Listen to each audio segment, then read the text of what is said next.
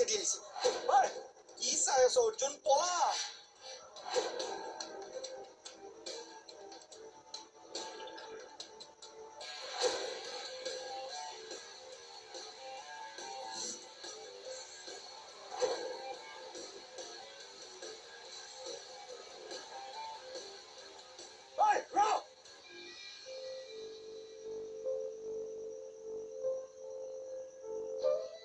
এতিয়া অলপ তই ৰুমতে ৰেষ্ট লবি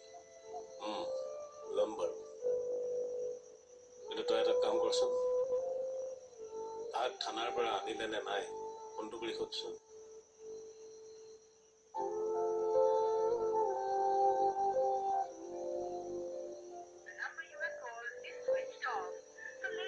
চান্দিনীৰ ফোনটো অফ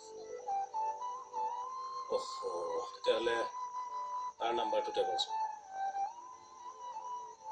মনে মোৰ ফোনটো ৰিচিভ কৰিব জানো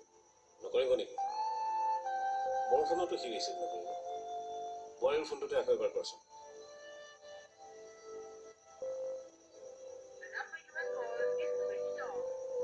অফ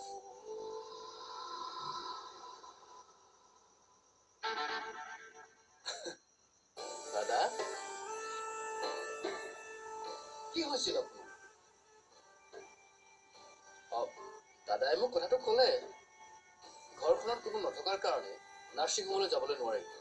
নিজৰ ঘৰখন উদং কৰি যাবলৈ বেয়া লাগে প্লিজ ময়ূৰ এখন তোমাৰ ঘৰ নহয় আৰে তুমিহে তেনেকৈ ভাবা মইতো তেনেকৈ নাভাবো দাদা তই ভিতৰলৈ বল তই যা ময়ূৰৰ লগত মই কথা কেইটা পাতিছো কিন্তু আৰে দাদাই যাবলৈ কৈছে যোৱা না কি কিন্তু পৰণটো কৰি আছা যোৱা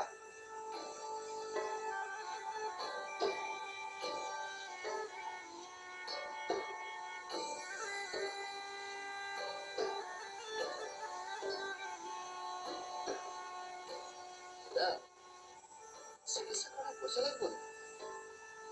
প্লিজ তুমি এইবোৰ বাদ দিয়া প্লিজ তোমাৰ কথা মতে কোম্পানী মই তোমাৰ নামত দি দিছো মোৰ ঘৰখন শেষ হৈ যাবলৈ নিদিবা মই প্লিজ প্লিজ দাদাই এনেকৈ হাতযোৰ কৰিছে যে কি কৈ আছে ময়ূৰ নাপায় দেই দাদা এতিয়া কিন্তু আপুনিহে মোক কষ্ট দিব মই দেখোন আপোনাক কৈছিলোৱে যে মোৰ কামটো হৈ গ'লে মই সকলো এৰি দিম কি এৰি দিম বুলি কৈছে ময়ূৰে কেনেবাকৈ ময়ূৰে বৌক আচ্ছা দাদা আপুনি চিন্তা কৰিব নালাগে মই আপোনাৰ লগত অলপ দেৰিকে কথা মোৰ অলপ কাম আছে মই অলপ বাহিৰলৈ যাম আপুনি অলপ ৰেষ্ট কৰক ঠিক আছে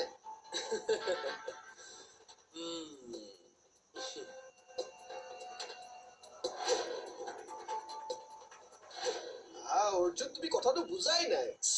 চিল্লাইছে কিয় মনে মনে কওক না মোক এনেকে কিয় মাতিছা তুমি মানে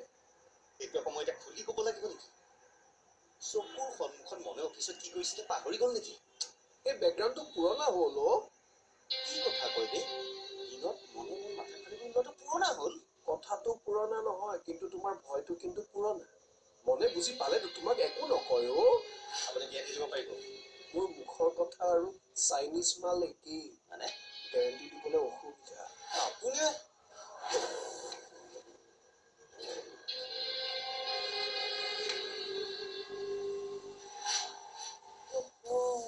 শান্তিতে সন্ধিয়াখন অকলে অকলে ইয়াত কি কৰি আছে তাই চাগে লোকে বিচাৰিছে টানিছে কিয় বে ধেমালি কৰিছো বে কথা সুধ তুমি বেকগ্ৰাউণ্ডটো বুজি নোপোৱা নেকি চান্দিনীয়ে তোমাক বিচাৰিছে মৰম কৰিবলৈ নহয় ঠিকছে এপালি দিবলৈহে তাই যিহে ছোৱালী তোমাৰ মুখেদি সঁচা কথা উলিয়াই দিব এনেকৈ হ'লে তুমি বেয়াকে বুজিতাম দেই সেইকাৰণে কৈছো ইয়াতে মনে মনে ৰৈ চাই থাকা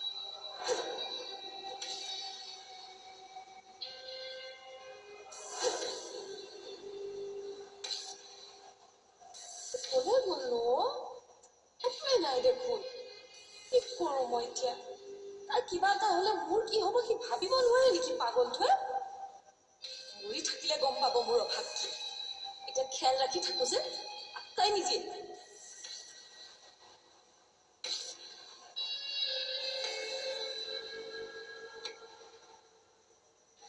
ফুকন ছাৰ বেছি এজনী অকলে গৈছে হে ৰিক্সা এখনকে ধৰি দি থৈ আহো নেকি সঁচাকে ব্ৰেইনডাল নাই দেই ইয়াৰ কাৰ ফুকন ছাৰ মোৰ কথা কৈছো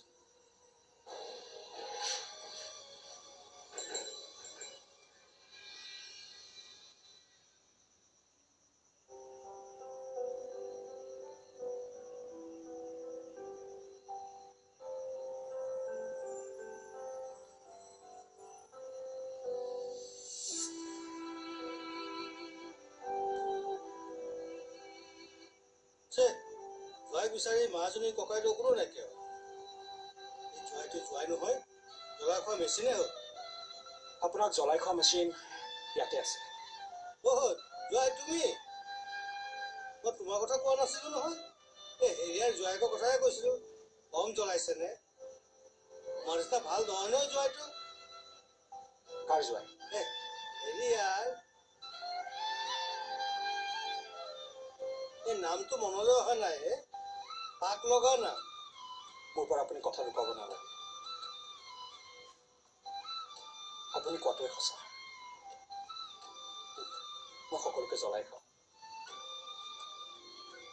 প্ৰমাণ দেখোন মোৰ মায়ে আছে মই মাক ইমানেই জ্বলালো মোক 5 বছৰ বয়সতে এৰি থৈ গৈছিল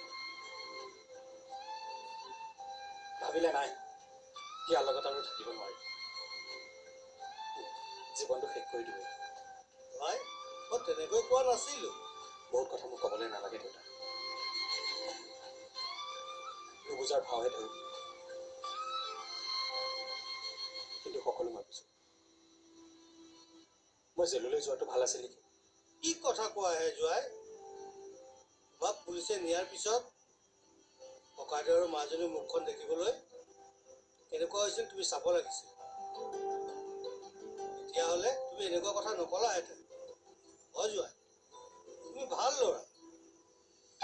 তোমাক এই খংটোৱে বিপদত পেলাই বাদ দিয়াচোন এইবোৰ কি জীৱনটো এইয়া তোমাক ক এটা বুজা এটা হ'ব দিয়া এই ভাত হ'লেই